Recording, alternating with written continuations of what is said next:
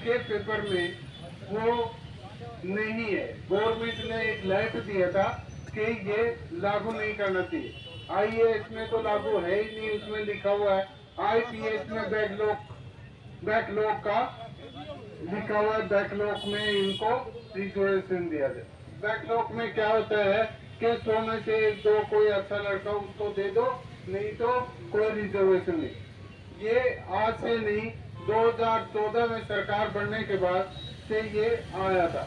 अगर हम इसके विरुद्ध हम अपनी कार्रवाई नहीं करेंगे तो हमारे को आगे आने वाली संतान गाली देगी कि जो बिल्कुल नहीं जानते थे वो तो रिजर्वेशन दे गए, और जो जानते थे वो कुछ नहीं लिया, अपना लिया वो अभी खो गए। हमारे अभी औरतें भी पढ़ी लिखी है, आदमी भी पढ़े लिखे हैं, बच्चे भी पढ़े लिखे हैं, पर हम अपनी संपत्ति, अपना अधिकार, हमारा सब कुछ खो रहे हैं। इस चीज को बचाने के लिए हमने तन मन धन और जान चारों लगा देनी चाहिए। सुन लो, तन मन और जान जब तक हम लगाएंगे नहीं, आगे वाले बच्चों को हम कुछ दे नहीं सकते, क्योंकि हमसे तो छीने जा रहे हैं।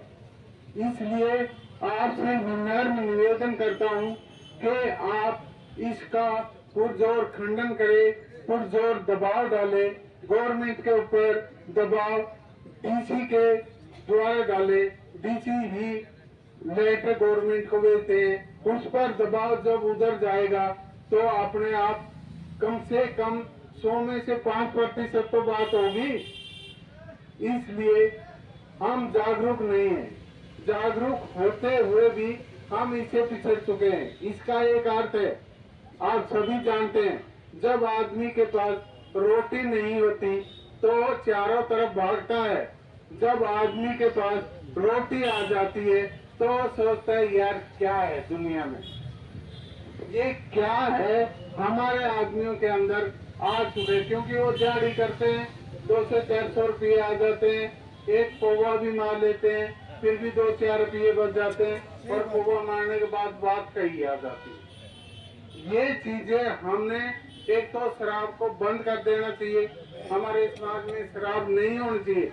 हमने सबसे ज्यादा बच्चों को पढ़ाने में, बच्चों की शिक्षा में प्रयोग करना चाहिए। दूसरी बात है, एक दूसरे के प्रति प्रेम भाव हमारे जो दर्शाता नहीं, हमारे जातिगत में प्रेम भाव बहुत कम है। हमारे एक रिश्तेदार को प्रेम करते हैं, दूसरा आ जाए तो इतना नहीं करते, एक बार मिल गया तो उसको छोड़ देते हैं। अगर एक बार ये आदमी मेरे को मिल जाए तो मेरे को याद रहना चाहिए, ये छाती के लगा लेना चाहिए। ये प्रेम भाव हमारे छूट रहा है।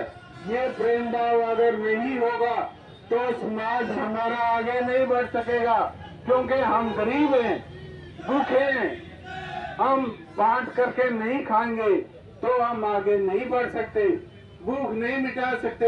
एक मेरे को अगर 5 रुपये मिले हैं और दूसरे को 2.5 रुपये मिलते हैं तो हमने उसको बुला करके कर ले काम, ये वर्ड बोलने चाहिए।